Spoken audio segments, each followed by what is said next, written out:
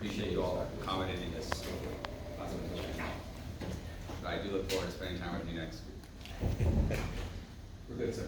We're good? All right. Well, I want to thank you all for being here, for making time, and for joining us. And we are here to announce critical legislation to fight organized retail theft.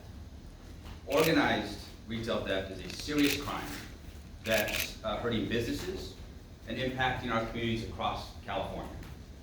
This past October, I formed the Assembly Select Committee on Retail Theft. I commend Assemblymember Rick Zbur for his leadership as chair of that committee, as well as the 10 bipartisan Assembly members serving alongside him for, I thank them for their time, for their diligence to study this issue. And that includes the chair of Assembly Public Safety, Mr. Kevin McCarty. I want to emphasize the process behind this legislation, and Assemblymember Zbur will speak to the legislation.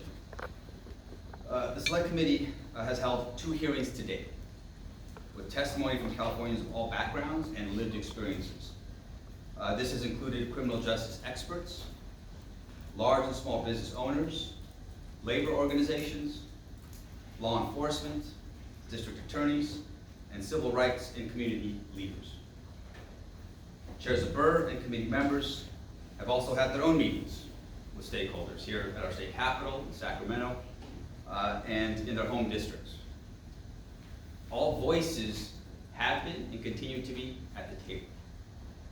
And it's clear across the state that organized retail theft is having a chilling effect on our communities. Crime, like everything, it evolves. And criminal enterprises are using new and different ways to get around current prohibitions. And that's not acceptable to me. It's not acceptable to the public. And we have to ensure, in fact, it is our responsibility to ensure that our laws are addressing the situation at hand. And before I turn it over to Assemblymember Zbur, I want to acknowledge our governor, Mr. Gavin Newsom, for his ongoing leadership on this issue, including the Organized Retail Crime Program and the California Highway Patrol work, as we are beginning to see real results from those efforts. I want to thank Pro Tem Mike McGuire as well, for his commitment to addressing the concerns shared by the public and his openness to collaboration with the Assembly. And I look forward to coming together with the Pro Tem, what we hope will be in a couple of weeks, to discuss our legislative priorities related to public safety this year. I certainly appreciate this partnership. I also want to recognize and thank Assemblymember Mr. Kevin McCarty, chair of the Assembly Public Safety Committee. Assemblymember McCarty has brought focus and leadership on this issue, and he's continuing to work with stakeholders to explore whether specific issues need to be brought back to the voters while remaining actively engaged in the Select Committee's work. And so at this time, I want to invite Assemblymember Mr. McCarty to say a few words. Thank you, Mr. Speaker, for bringing us together. And as you said, on the first day of the legislative session, this is a top priority for the legislature and the California State Assembly. And you mentioned that looking on our state budget, housing affordability, and public safety are 1, 2, and 3, not in that order of issues to address. So make no mistake, the Assembly, led by the Public Safety Committee, will respond accordingly.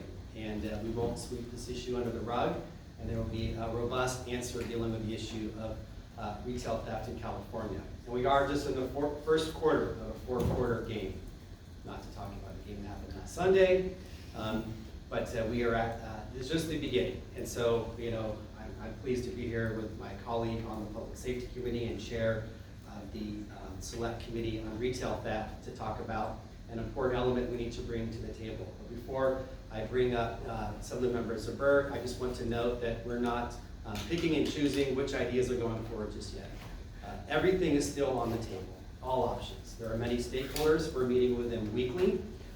Both law enforcement and advocates and lawmakers have a lot of ideas on this. Everything is on the table. We haven't picked a solution or a path we're going to go yet. I do think that there is a path going forward here, and I'm very optimistic. I know there will be 15 to 20 bills introduced by our lawmakers in the coming days, so This is certainly something that we will address this year. And it's not just an issue that's one set of our economy, not just one set of retailers. We have this issue from big box retailers on the organized side, as well as small neighborhood grocers and convenience stores that focus on the same issues that may or may not be organized element. So we will make sure that we respond accordingly, and the public safety issue will take these issues and these ideas seriously and put forward a robust package in the coming weeks. With that, thank you. I'd like to introduce now my colleague on the Public Safety Committee and the chair of the Select Committee on Retail Theft, Mr. Zbur.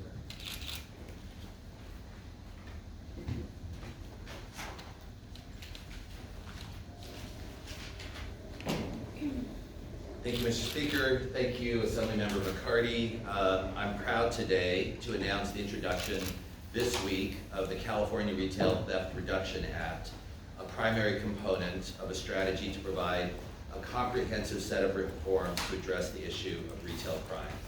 This bill is an outgrowth of the work of the Select Committee on Retail Theft, which Speaker Rivas formed in October 2023. When he did so, he asked us to work expeditiously and to meet with the full range of stakeholders and formulate proposals based on facts and evidence, and that would be effective and balanced in protecting our communities. I'd like to thank Speaker Rivas for his leadership and for prioritizing this really important issue. Each element of this bill can be enacted by the legislature and signed into law by the governor without voter approval. Assemblymember McCarty, chair of the Assembly Public Safety Committee, as well as a member of the Committee on Retail Theft, also remains, as you heard, hard at work with stakeholders to explore other potential avenues to address retail crime. After the Retail Theft Committee was formed, my office and I engaged in months of extensive dialogue with a wide range of stakeholders, including criminal justice reform advocates, many of the major retailers, small businesses, grocers, unions representing workers, public defenders, district attorneys, police, city attorneys, and online retailers, and many more. As we considered suggestions, we viewed them through the lens the speaker asked us to use, namely with the goal of advancing balanced, effective, and meaningful solutions that address this problem, and at the same time, preserving criminal justice reforms that have been effective at keeping our communities safe. We believe this bill accomplishes those objectives and includes a comprehensive set of proposals that is the beginning of a strategy and that will have a meaningful impact on stemming the tide of retail crime. Of course, as this bill moves through the process, we expect and welcome feedback from stakeholders in our shared pursuit of implementing effective solutions. So let me now take you through the bill. First, this bill places great emphasis on stopping organized crime rings that are harming our communities. It does this by creating a new crime targeting professional retail thieves with a penalty of up to 3 years for possession of stolen property with the intent to sell. It also specifies that evidence of intent can include repeated conduct or possession of a quantity of goods that's inconsistent with personal use. It does not require proof that a defendant acted with another person, and it applies both to the retail thieves and secondary sellers. This item advances a key component of recommendations released by Governor Newsom last month. This bill also includes the important concept of aggregation, which many stakeholders have asked us to consider. This portion of the bill specifies that the value of thefts from different victims can be aggregated to reach the threshold for grand theft. Third, the bill tackles the problem of fencing and distribution of stolen goods on online platforms. The bill will require online sellers to maintain records demonstrating the lawful chain of custody for those goods, and will include other measures to prevent stolen goods from being advertised and sold unlawfully on online marketplaces. This bill also increases transparency by requiring large retailers to report specified theft data while protecting retailers' proprietary information. Significantly, this bill helps get at the root cause of theft by expanding the use of diversion and rehabilitative programs like drug courts through increased supervision for shoplifting and petty theft, and the opportunity for early discharge from probation if a program is completed. This bill also expands the tools for police to arrest for shoplifting based on a witness's sworn statement or video footage of a crime. And the bill extends the ability of police to keep repeat offenders and those committing organized retail theft in custody. We remain in discussions with stakeholders about some additional proposals that may be added to this bill at a later time. Since taking office a year ago, I've received countless calls from community leaders, council members, Chamber of Commerce presidents, business owners, both large and small, public safety officials, and residents expressing concern and outrage sometimes over what they're seeing in our communities. Retail crime is an emotional issue for many of our residents. Business owners fear for their livelihoods, workers fear for their well-being, and members of the public worry that it may no longer be safe or convenient to frequent their neighborhood stores. I'm sure that many of you yourselves have experienced the inconvenience of having to call someone over to unlock your toothpaste or laundry detergent. Retail crime is not only bad for business, it also undermines safety and the perception of safety in our communities. And when retailers close their doors without equivalent replacements, those locations become dead zones, workers lose their jobs, and areas become blighted, and entire neighborhoods suffer.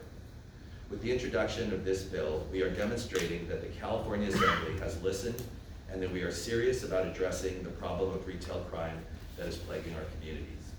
This package says to organized crime rings, we mean business, and we are giving law enforcement the tools that they need to shut you down.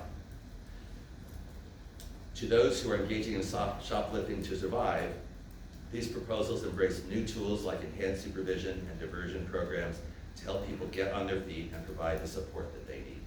And to the public, this package demonstrates that the effective reform that we need is on its way. I want to thank Speaker Rivas again for his wise and dedicated leadership in this effort. I'm also grateful for the work and participation of the members of the Select Committee on Retail Theft and the partnership with the Assembly Public Safety Committee and its chair, Assemblymember McCarty. And I want to thank Governor Newsom and Senate Pro Tem McGuire for prioritizing this issue as well. I look forward to the work that comes ahead in refining and advancing this proposal. And of course, we're now open for questions. Assemblyman Zbur, I know you began this committee asking the question, and Speaker Rivas, you reiterated, does perception match reality? You have multiple members on your committee, somewhat blame the media, blame social media, blame images that we see that might not be portraying the right picture. So does perception match reality on this issue? I think when you walk into a store and you see all of the cabinets locked up, and you ask the question, does a retailer have an incentive to lock up the cabinet if there's not a reason behind it? You have to come to the conclusion that a retailer doesn't want to bear that additional expense, the additional expense of having to pay employees to unlock the cabinet, the consumer frustration and having to wait for goods, and actually the loss of revenues that they face when goods are locked up. So I think, while the data is inconsistent at times, I think we know that there's a problem, and of course, we're responding to it. On the data point then, I know you mentioned the aggregation of requiring retailers to report. So who would they report to, and is that to collect insurance? Is it reporting to the state? So we're looking at various options on who they would report to. We are we do think that it is a valid concern that the retailers have about making sure that they are able to protect proprietary information, but there's a number of ways that we can do that. It may be a government entity, it may be some kind of other entity that's prepared to do that. We know, for example, that there are companies out there that are already receiving reported data from retailers and providing it to them and are consolidating that. So we think the tools are out there, but we are still working on the details of that. So excuse me. Diversion. Can you give a little bit more detail on diversion? Who would that apply to, and what would that look like?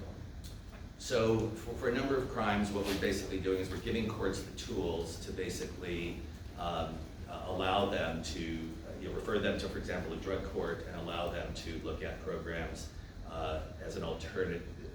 As an alternative to sort of lengthy probation. So we're trying to sort of find ways of providing incentives for people to actually go into programs that will help them get off their feet and basically address sort of the root causes of some of the crime, especially when crimes have to do with their ability to survive. I do have a question. because you mentioned, about breaking up these crime rings, and there's always a point of emphasis. So you mentioned about giving the tools to law enforcement agencies, because this bill, if you don't mind me saying, it sounds more reactive than proactive. There's a point where these organizations start to hit these retail outlets. Are any tools, that law enforcement agency can use them to break them up before they even get to the store? Well, I think a lot of these tools are intended to make sure that law enforcement has the ability to respond and address these crime rings. I think the main emphasis is this bill is targeting organized criminals and criminal enterprises. And so that is a lot of the key elements of the bill, but it also adds to it the supervision element to direct people to treatment when it's appropriate, to get to the root causes of why people are stealing, whatever the underlying issue, be it poverty, homelessness, addiction, mental health issues. The purpose is to divert them to treatment and programs to help get them out of that situation. So first you have to have some type of intel, to get to the root of the criminal organization before you can provide these services, if that makes sense, right? Yes, I mean, obviously, you have to have someone who's actually committed a crime and has actually gotten into the system, and then, of course, there's new tools, I think, for courts to use to actually get people the help that they need. Assemblyman, can you talk about this new retail theft with intent to sell? Is there like a dollar threshold? Like, how do you assess that crime? The first item Yes. in the governor's proposal. Or, well, your proposal, you say. I'm sorry, in the Yeah. proposal that we were embracing, that we're working with the governor on. So that is actually a new crime, and it basically is one that allows us to look at one of the problems that we had with some of the existing laws that are out there have to do with the issue of intent and really the fact that the laws are hard to prove intent. So this, which is a new crime, is actually will allow folks to demonstrate that they have met it by without actually having to demonstrate very specific intent. So you can show that you actually have met a certain threshold standard by the amount that you've actually stolen and the amounts that are not related to personal use. We're still looking at sort of the details on what sort of those numbers might look like.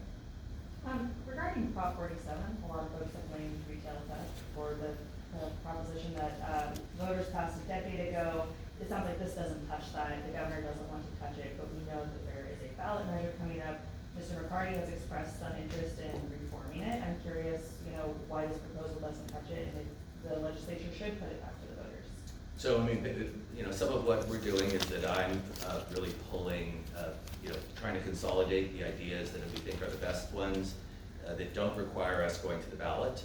And, there's advantages to that. We don't have to go to the ballot. We can actually we can bring solutions to our communities sooner. But Mr. McCarty is continuing to work with stakeholders with respect to things that might have to go to the ballot, and so that is a parallel process that's occurring. Okay, so public safety is looking at Prop 47, and this is directed at, proposals that don't have to go to voters. Basically. Well, we're looking at the issue of retail theft, whether it's organized or individuals who aren't organized but are creating havoc on local neighborhood stores, petty theft of the prior individuals. It can be fixed, as we know, by going to the ballot through the signature process. We can go to the ballot through the legislature, signed by the governor, or we can do something in statute. So we're looking at all of these. These are good ideas and that we want to embrace, but everything is still on the table. We want to make sure that we have a comprehensive response. And this is one of many bills that will be introduced by tomorrow, and so we will be very busy the next few weeks, being some sort of a referee, trying to bring the best balanced approach. Can I go back to the online theft, or the online sellers issue for just a moment?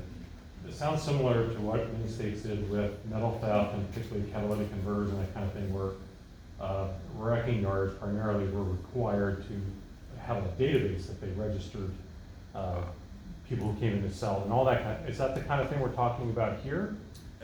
That's part of what we're looking at. This hasn't been completely fleshed out yet. Some of what we're looking at is requiring sort of chain of custody documents, so that if you're actually selling items online, you can show that you obtained them from a reputable source. You know, when you buy things from reputable sources, you have bills of lading and you have invoices. And so one part of this is about retaining records that show that what you're selling was obtained legally. And then we're looking at other things that could strengthen that. Thank you. Going back to Prop 47, is there, you know, this ballot measure Laura mentioned, it seems like there might need to be a negotiation between legislative leaders and the governor around this issue, maybe to kind of go around the ballot measure, to interact with it in some way. Is that going on right now? Maybe speak for this. Can you restate the question? Yeah, so with this ballot measure, there seems to be a sense that legislative leaders and the governor need to negotiate with the ballot measure authors over legislation around Prop 47. Is that something that's going on? I can't speak to any negotiations around, you know, the ballot measure. I appreciate the question. I think the question around Prop 47, we all know that you know, we're all fully aware that there are a lot of strongly held views when it comes to Prop 47 and this issue of public safety. And you know, our interest is to continue to listen and to learn about this problem. And we know it's going to require multiple solutions, not just, this is just one bill. And this is the first step, you know, where these discussions will continue. Our negotiations will continue. They're just starting in many cases. But, you know, the reason why I'm a joint author of this legislation, this bill, is irrespective of what is happening with this initiative process, you know, my goal has been and always has been to build a coalition around this effort, bringing people together, and the best way to do that is through the legislative process. Because it's this legislative process, you know, just my general view, is that it's more conducive to developing well-constructed policy, where we can engage. It allows for that opportunity for us to engage and to solicit input, for us to you know, use the committee process and deliberate on these issues, and allows us that throughout the process, so we can get it right. You know, I'm most interested in getting it right. We know this is a problem. We don't want to have this knee-jerk reaction and blame, you know, Prop 47 or, you know, what's the root causes. And so that's why I appreciate the work that has been done by the Select Committee. I appreciate the work that Chair McCarty is doing. We can't leave a stone unturned. We have to explore, we have to engage to understand what is, you know, appropriate for us to do. And that's why I appreciate the governor's work. Our Attorney General has done a lot of work in this area as well. It's going to take a collective effort to make a difference. Mr. Speaker, in the past, some of efforts to crack down on crime in this body have been, you know, killed by progressive members who are worried about returning to tough on crime days and mass incarceration. It's clear from, you know, this and the Retail Theft Select Committee that you want to take this seriously and are trying to communicate that to Californians. So I suppose, what's your message or conversations like with the members who, you know, in the past have been against tougher reforms, have been against tougher penalties? How are you working with those members about, you know, bringing like common sense solutions? Again, I've been very transparent in this, as Chair McCarty mentioned. When we restarted session in early January, you know, I listed those high-level issues that are priority to me, with housing, safety, tackling affordability throughout the state. But this is, you know, this is an area where, you know, again, my goal has been and always will continue to be building a coalition around this issue. This is a time for us to come together to pursue solutions for communities across California and for the residents we represent. You know, we have made really important criminal justice reforms that, you know, we don't want to turn back the clock. We don't want to reset this wave of mass incarceration. That's why we're doing all of this work and engagement, because we need to get it right. You know, we can't make a mistake here. And it requires a high level of engagement from all stakeholders. That's why I appreciate, and that's why I listed all of the people and all of the stakeholders that have been a part of this process, whether it's from, you know, the district attorneys, law enforcement, to criminal justice organizations and community advocates. You know, that engagement is really important. Mr. Speaker, We're at I- time, folks. One last question, Okay, actually.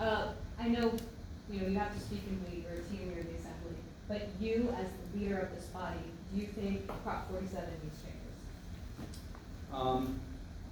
I'm happy to, we can have that conversation at a later time, actually. Like I mentioned, my focus here has been on this legislative process. We have to recognize that Prop 47 has been law for a decade. It was, sought to be overturned in 2020, which failed. And so I think why we have engaged in this process and why we are here is to share the work that we've done thus far. We launched this select committee. Conversations I've had with Chair McCarty is we're interested in solving this problem the right way, and that it requires that we learn, that we engage, and that we have a better understanding of those problems. Whether it's Prop 47, whether it follows Prop 47, as I mentioned, there's a lot of strongly held views. There's a lot of smoke and mirrors when it comes to retail theft and its connection to Prop 47. Organized retail theft is a problem that we need to tackle, and that's why I'm co-author, a joint author of this legislation, which ironically doesn't require us to go to the ballot. Thanks so Thank you much, all. everyone. We're at time, but please check in with the comms directors if you need more time with any of the members. And thanks for being here. Thank you.